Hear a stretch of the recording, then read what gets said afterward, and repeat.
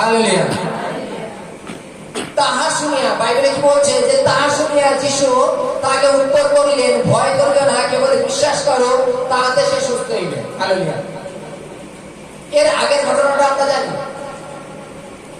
যীশু খ্রিস্ট যখন গ্রামে প্রবেশ করছেন, বাইবেলে লেখা আছে যাইর নামে এক ব্যক্তি সে যীশু খ্রিস্টর কাছে এসে বলছে, বাইবেলে লেখা আছে তিনি একজন যাজক ছিলেন, তিনি সমাজগিরে একজন অধ্যক্ষ ছিলেন। তিনি এসে বলছেন যে হে প্রভু, আমার কন্যাটি না মরতে মরতে আপনি আয়ুষ্য দিন। হালেলুয়া। এবং বাইবেলে লেখা আছে ঠিক এই রাস্তায় যাওয়ার পথে একটা রক্তস্রাব একজন স্ত্রী মহিলা তিনি সুস্থতা লাভ করেছিল, তাই তো? এবং সেই ঘটনার পরে কিছু লোক এসে সেই জাইরকে বলছে যে আপনার সন্তান মারা গেছে। যখন এটা প্রভুর কানে গেল, প্রভু তাকে বলছেন যে ভয় করিও না, কেবল বিশ্বাস করো, তাতে তোমার মেয়ে সুস্থ হবে। একটা জিনিস, সে অদ্ভুত ঘটনা কিছু, যেমন কি না কোনো পেশেন্ট কোনো রোগীর পাশে যখন পাশে কেউ থাকে, তারা অনুভব করতে পারে যে পেশেন্টটা সে নিঃশ্বাস ত্যাগ করলো, মারা গেছে। এবং সেই মারা যাওয়ার পরে এখনকার দিনে তো মেসেজ দেওয়ার জন্য ফোন আছে, ফোন করে বলে দিলে যে তোমার মেয়ে মারা গেছে। কিন্তু তখনকার দিনে কয়েক ক্রোশ পথ হেঁটে এক গ্রাম থেকে আরেক গ্রামে যেতে হতো, কয়েক ক্রোশ। এবং সেই ক্রোশ পথ অতিক্রম করে সেই ব্যক্তি এসে বলছে যে তোমার মেয়ে মারা গেছে। সে কনফার্ম হয়ে গেছিল, তারপরে এসছে। এবং যীশু খ্রিস্ট তাকে বলছে ভয় করিও না, বিশ্বাস করো, তাতে তোমার মেয়ে জীবিত, তোমার কন্যা বাঁচবে। এবং কোন ক্রমে যীশু খ্রিস্ট যখন সেই বাড়িতে গেছে এবং একটা মৃত বাড়িতে একটা শোকের ছায়া নেমে আসে, তাই তো নাকি? কান্নাকাটির একটা দলবল থাকে, তারা অলরেডি কান্নাকাটি করতে থাকে। যদি না কাঁদে, পরের ব্যক্তি এসে তার হাত ধরে এমন ভাবে কাঁদবে, সে কাঁদতে বাধ্য, তার চোখ দিয়ে জল বেরোতে বাধ্য হয়ে যাবে, তাই তো? একটা মানে পালা চলে, তাই তো? হালেলুয়া। বাইবেলে বলছে যীশু খ্রিস্ট যখন সেই বাড়িতে পৌঁছালেন, পৌঁছানোর পরে কেন যীশু খ্রিস্ট তাকে বলেছিলেন যদি বিশ্বাস করো, তুমি বিশ্বাস করো, তাতে তোমার সন্তান বাঁচবে।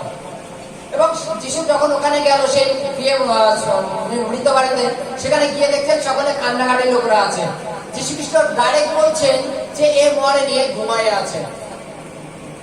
যারা ওখানে উপস্থিত, যারা কান্নাকাটিতে ব্যস্ত, তারা কান্নাকাটিতে যারা ব্যস্ত, তারা উপবাস করছে যীশু খ্রিস্টকে। তারা বলছে যে আমরা কনফার্ম যে মারা গেছে, অথচ এই নিয়ে এসে এখন বলছে যে ঘুমিয়ে আছে। হালেলুয়া। এই ক্ষেত্রগুলো আমরা কি করি? হালেলুয়া। বিভিন্ন উপহাস, বিভিন্ন চর্চা, তাই তো? তারা কান্নাকাটি, কিছু কিছু লোক কান্নাকাটি বাদ দিয়ে এই বিষয়ে চর্চা করা চালু করে দিল যে আমরা কনফার্মের সাথে এতক্ষণ ধরে দেখছি, বা যতক্ষণ সে অসুস্থ ছিল তখন থেকে আমরা দেখছি, যখন সে শিক্ষা ত্যাগ করলো তখন দেখেছি, আর ইনি এসে বলছেন এখন ঘুমিয়ে আছে। হালেলুয়া। হালেলুয়া। যীশু খ্রিস্ট যখন ঘরে গেল, এত লোক আর ঘরে নিল না। বাইবেলের কাছে পিতর, যোহন আর যাকব তিনজনকে সঙ্গে নিল, আর সেই বাচ্চাটার মা বাবাকে শুধু ঘরে নিল। হালেলুয়া। হালেলুয়া। হালেলুয়া। কিছু কিছু ক্ষেত্রে আমাদের প্রার্থনা ডিস্টার্ব কখন হয় জানো? যখন পাশে কোনো আওয়াজ হয়, চেঁচামেচি হয়। যখন মনে করো উদাহরণস্বরূপ সেই মৃত বালিকাকে যদি বলতো ঠিক আছে বাইরে নিয়ে আসো, যীশু খ্রিস্ট বলতো, এবং তারপর যদি যীশু খ্রিস্ট প্রার্থনা করা চালু করতো, আশেপাশে অলরেডি চর্চা সেটা অলরেডি কানে আসতো, মানে এটা। হালেলুয়া। কারণ এরকম ফেস আমি বিভিন্ন ক্ষেত্রে করে থাকি। বিভিন্ন জায়গায় যখন ভূত ঝাড়াতে যাই, মানে এক কথায় একেবারে ভূত তাড়ানো প্রার্থনা, তখন যখন বিভিন্ন ভাবে এরকম করি, সাইড থেকে অনেক রকম চর্চা আসে। তখন কি করতে হয়? তাদের ঘর থেকে বের করে দিতে হয় যে তোমরা বাইরে গিয়ে চর্চা করো, আমাকে প্রার্থনা তো করতে দাও। হালেলুয়া। হয়তো নাকি এটা? কেননা 12 লোকের 12 রকম ভাবনা, 12 রকম চর্চা। এবং যীশু খ্রিস্ট কি করলো? ঘরের থেকে সকলকে বের করে দিয়ে শুধু মাত্র যাকব, যোহন আর পিতর তিনজনকে নিল, আর তার মা বাবাকে ঘরে নিল। ঘরে নিয়ে যীশু খ্রিস্ট ঘরে গেল, আর সেই মেয়েটাকে হাত ধরে টেনে বললো বালিকা উঠো। হালেলুয়া। আর বাইবেলে লেখা আছে সেই মেয়েটি তৎক্ষণাৎ বেঁচে উঠলো। হালেলুয়া। হালেলুয়া। হালেলুয়া। বেঁচে উঠলো কেন? প্রভু তাকে হাত ধরে তার নাম ধরে ডাকলো এবং সে বেঁচে উঠলো। বাইবেলে লেখা আছে যে তিনি যে তিনজনকে তাদের সঙ্গে নিলেন, তারাও কিন্তু প্রভুর শিষ্য। হালেলুয়া। কিন্তু বাইরে যাদের তিনি রেখে আসলেন, তারা কি? চর্চাকারী, প্রার্থনায় বিঘ্নজনক জিনিস। হালেলুয়া।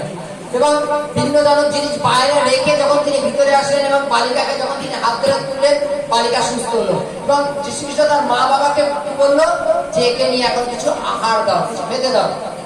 হালেলুয়া।